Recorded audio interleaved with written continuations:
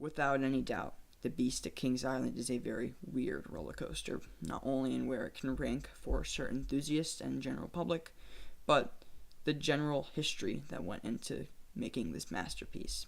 So buckle up, coaster fans. This is going to be a very rickety ride.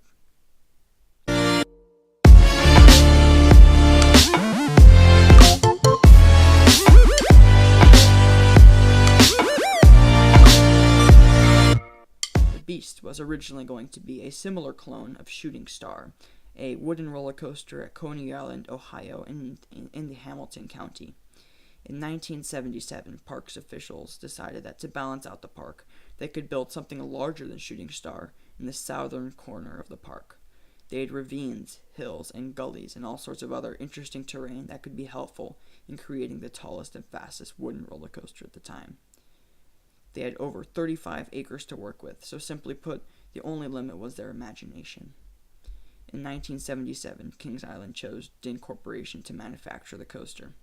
Plans began to formulate as Din Corp went around surveying the best wooden roller coasters, which at the time wasn't really saying much. One of the qualities that motivated Din and the park to build this was the pricing, because one of the reasons the Beast is so long is because they had leftover budget from sacrificing the height and speed to invest into the length, because breaking the height and speed record was relatively easy because of the terrain. Now the biggest obstacle was actually the length. At over 7,000 feet, capacity is going to be very difficult. Philadelphia Toboggan Company saved the day, however, and built custom trains that could accommodate 1,000 riders per hour. In the 1990s, the record for most riders per hour on the Beast was broken at about 1,650. Now, the Beast will forever be my favorite roller coaster at Kings Island, and I really don't care if they receive a B&M Giga. That's because of the sheer, untamed feeling you get on it. No coaster built today can match that feeling. Sure, the modern RMC coaster feels out of control, but on the Beast, it feels like you're going to derail. Feels like the wheels are literally not secure on the track. On the Beast, you wonder how Kings Island even got permission to build the thing. On the Beast, you're raging through the woods, and if you watch this POV, you can see that the setting is very simple. Trees, rocks, and hills. Something roller coasters now are seldom built with. One thing I love about the Beast is the tunnels. Unlike a modern coaster where a tunnel passes as a cardboard cutout, the tunnels on the Beast pass through hills. And on the second drop, even after riding the Beast almost 5 times in a row, I was simply not able to put my hands up through that second tunnel, a feeling only achieved by the most insane of coasters. And that leads me to my next point. There are rarely, and I mean very rarely, any coasters that I cannot put my hands up on. The only modern coasters that I can think of where I cannot put my hands up are Intimidator 305 and Wildcat at Hershey Park. Those are the only 2 coasters I have ever ridden where I cannot put my hands up because I am simply too intimidated. And of course, the Beast.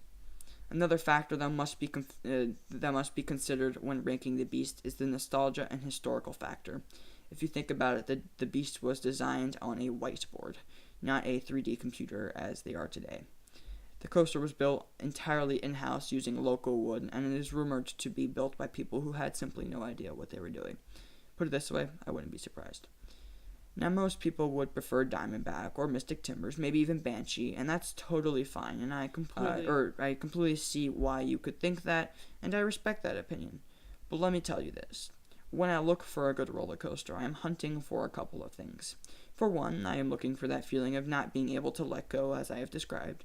Intensity, forcefulness, 2 or 3 elite moments that I can talk about after riding the ride, airtime, speed, or at least a feeling of speed. The Beast accomplishes the feeling of speed, has a couple of awesome moments like the first drop into the underground tunnel, the speed hill before the second lift, and the famous helix. It's an intense coaster because in those tunnels you cannot see a thing, and you have no idea what's going on. And though it has little to no airtime, it has some really nice moments. Diamondback has weak airtime. It's not intense nor forceful. Mystic Timbers has good airtime, but it doesn't feel that out of control, and the only forceful bit is on the first drop. Keep in mind, Mystic Timbers and the Beast are extremely close for me, and there was a point where I preferred Mystic Timbers. Now, people complain that the Beast is rough. My opinion, so what? Riding in the very back seat on the Beast with my dad on a scorching hot afternoon is a moment I'll probably never forget, because we were getting beat up and around by the Beast. We were laughing the entire time. I'm likely to remember that coaster moment forever, whereas the experiences that you'll get on Diamondback and Banshee are empty and unforgettable. I basically made this video as sort of a review, but also a historical factor on an amazing coaster.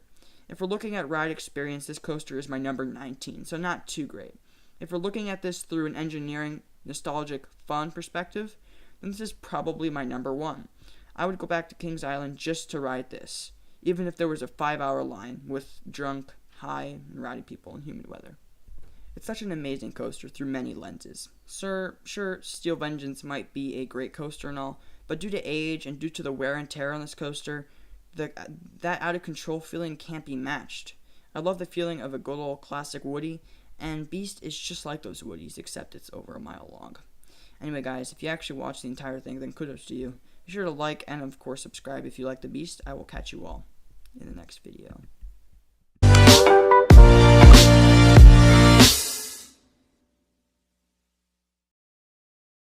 The Beast was definitely better. Mystic Timber was so underwhelming. I got 0 airtime, to be honest, and I got stuck in the shed for like 10 minutes.